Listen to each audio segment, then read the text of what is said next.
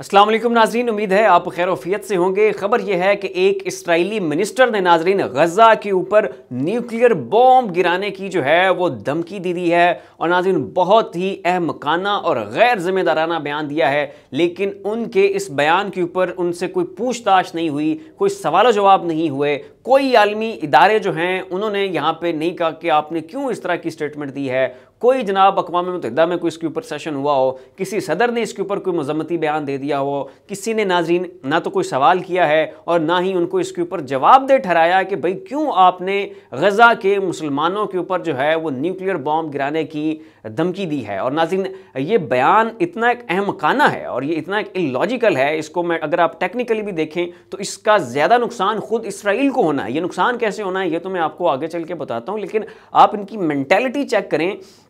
कि ये कहाँ तक पहुँच चुके हैं कि इन्हें ये अब एक ज़हनी तौर पे वो एक एश्योरेंस है कि यार हम जो भी बयान दे देंगे, हम जितना वहाँ पे जो है वो स्ट्राइक्स कर देंगे, जितनी इमारतें गिरा देंगे, हॉस्पिटल्स को अटैक करेंगे, मतलब जो इनका दिल करेगा ये वहाँ पे फास्फोरस बॉम्ब्स गिराएंगे, कोई इनसे पूछेगा नहीं। ये न्यूक्लियर बॉम्ब्स की धमकी देंगे, ये गिरा भी देंगे या इस तरह के स्टेटमेंट्स भी दे देंगे तो इनके खिलाफ ना तो कोई कानूनी कार्रवाई होगी और ना ही इनके ऊपर जो है ना वो आलमी बड़े बड़े बड़े रहनुमा जो हैं वो इनकी मजम्मत करेंगे। अब ये पॉइंट टेक्निकली कैसे इसराइल को ज्यादा नुकसान पहुंचाएगा वो मैं आपको बता देता हूं कि अगर ये गजा के ऊपर न्यूक्लियर बॉम्ब जो है वहां पे उससे उनको निशाना बनाते हैं तो गजा के जो सारी वो पट्टी और जो मुसलमान हैं वो तो हो गए सारे शहीद,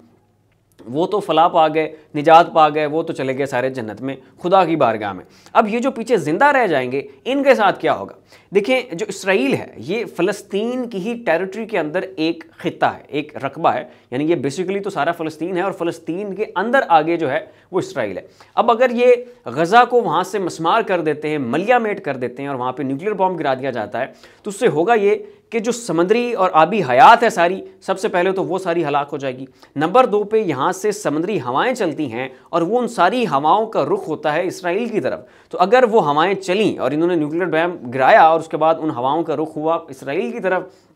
तो वो जो सारी रेडिएशंस हैं उनका सारा रुख हो जाएगा इसराइल की तरफ। अब जब वो रेडिएशंस इसराइल पहुंचेंगी तो सबसे पहले इनको ऐसी मूजी अमराज का सामना करना पड़ेगा, ऐसी इनको जो है मर्ज़ें लाक होंगी जिनका इलाज इनको इस दुनिया में जो है वो नहीं मिलेगा और तड़प तड़प के मरने के अलावा इनके पास कोई ऑप्शन नहीं बच जाएगा। नंबर 1। नंबर 2 पे ये होगा कि इनका जो डीएनए है उसकी म्यूटेशन हो जाएगी, वो ख़राब हो जाएगा और आइंदा 50 सालों तक इनकी जो नस्लें हैं वो माजूर पैदा होंगी। कोई ऐसा बच्चा पैदा नहीं होगा कि जो अपनी कमर सीधी करके चल पाएगा। और उसके बाद ये होगा कि इनकी जो ज़रई अजनास हैं वो सारी की सारी तबाह बर्बाद हो जाएंगी और आइंदा 20, 25, 30 सालों तक इसराइल की सरजमीन से कोई भी पत्ता जो है वो नहीं फूट पाएगा। तो ये टेक्निकली भी अगर आप देखें तो इसका ज़्यादा नुकसान इसराइल को है। और दूसरा आप ये देखें कि ये किस कदर गैर जिम्मेदाराना एक इर्रिस्पॉन्सिबल स्टेटमेंट है और वो भी एक सिटिंग मिनिस्टर की जानिब से।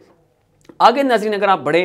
तो वैगनर ग्रुप जो है उन्होंने हिजबुल्लाह को अपना एयर डिफेंस सिस्टम देने की ऑफ़र की है और उन्होंने कहा है कि जी अगर आपको ये चाहिए है और आप लेना चाहते हैं तो हमारी तरफ से एयर डिफेंस सिस्टम जो है वो तैयार है, आप ले सकते हैं। और ये एक बहुत बड़ी डेवलपमेंट है नाज़रीन, एक मैसिव डेवलपमेंट है। हिजबुल्लाह जो है वो इसराइल को निशाना बना रहा है और जो इसराइल है वो बदले में फिर जवाबी कार्रवाई करता है जिससे जाहिर है हिजबुल्लाह का नुकसान होता है और उस मुमकिना नुकसान को, उस पोटेंशियल लॉस से बचने के लिए जो है वो वैगनर ग्रुप ने हिजबुल्लाह को एयर डिफेंस सिस्टम जो है वो ऑफर किया। अब सवाल यहां ये पैदा होता है कि वैगनर ग्रुप है कौन और वो ये ऑफर क्यों कर रहे हैं?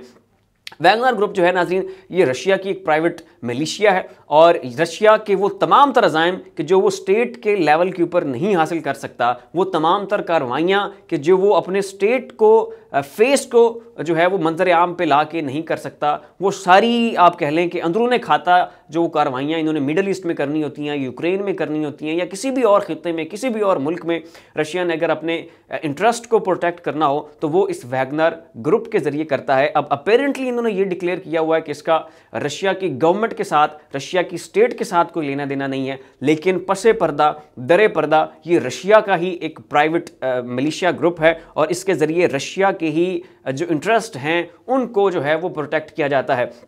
अब यहाँ सवाल यह है कि रशिया जो है वो क्यों इतनी बड़ी मदद, मतलब आप खुल के ही आ गए मदद देने के लिए। एयर डिफेंस सिस्टम कोई आम सी चीज़ नहीं होती। और फिर रशिया के S-400, S-500 जिसका पूरी दुनिया में कोई मुकाबला नहीं है, और पूरी दुनिया में वो नंबर 1 है। ममालिक जो हैं वो लाइन में लगे हुए हैं कि किसी तरह से रशिया का जो है वो S-400 हमें मिल जाए, और रशिया अपना उस तरह का एयर डिफेंस सिस्टम हिजबुल्लाह को देने के लिए तैयार है। तो वजह नाजरीन ये है कि यूक्रेन के खिलाफ जब रशिया की जंग लगी तो पूरे वेस्ट ने, अमेरिका ने, इसराइल ने मिल के यूक्रेन को पंप किया, इनको डॉलर्स दिए, इनको जो है वो मोटिवेशन दी और उनसे कहा ये लें जनाब आप असला, ये लें आप डॉलर्स, ये लें आप जनाब दुनिया का जदीद तरीन वेपन सिस्टम, और जाएं जाके लड़ें आप रशिया के अगेंस्ट। अब अगर यहाँ पे वेस्ट की सपोर्ट यूक्रेन को ना हासिल होती तो यूक्रेन एक दिन भी रशिया के सामने नहीं टिक सकता था। वो रेत की दीवार साबित होती उनकी पूरा वो जो डिफेंसिव फ्रंट है यूक्रेन का, और 2-4 दिनों में जो है वो रशिया यूक्रेन को जो है वो पूरी तरह से फतह कर लेता। लेकिन चूंकि वेस्ट उनकी बैक पे था, इन्होंने डॉलर्स दिए,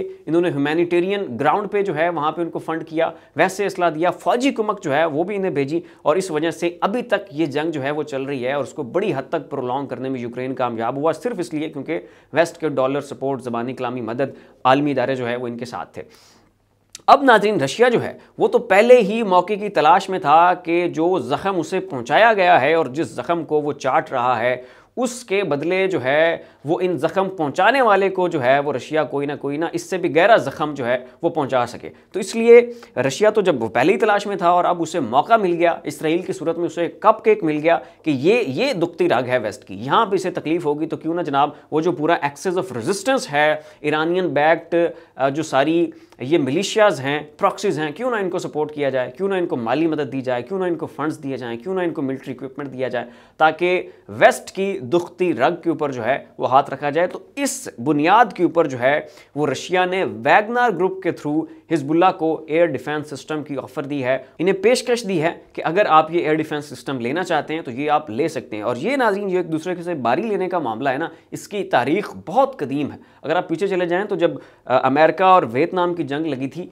तब जो रशिया है ये वियतनाम को सपोर्ट कर रहा था, और जब अफगान तालिबान की रशिया के साथ जंग लगी थी तो पूरे अमेरिका जो है वो अपने ट्रिलियंस ऑफ डॉलर्स के बजट के साथ हाजिर हो गया था कि ये लो तालिबान, और यहाँ से जो है वो रशिया को भगाओ। और अब इसी तरह से वेस्ट ने दोबारा पंप किया यूक्रेन को कि आप लड़ें जनाब रशिया के खिलाफ, और रशिया जो है वो अब हिजबुल्लाह और उस पूरे एक्सेस ऑफ रिटर्न को मिलिट्री इक्विपमेंट देने के लिए जो है वो तैयार हो गया। तो ये नाज़रीन कुछ अपडेट्स थी जो हमने आपके सामने रखी। इन पूरे जो है वो जो सीन सिनेरियो है उसके ऊपर आप क्या राय रखते हैं उसका इज़हार नीचे कमेंट बॉक्स में ज़रूर कीजिएगा। फिलहाल के लिए इतना ही। ऐसी मजीद अपडेट्स देखने के लिए देखते रहिए हमारा यूट्यूब चैनल और फेसबुक पेज। अपना और अपने अजीज़ों और क़रीब का ख्याल रखिएगा। अल्लाह हाफिज़।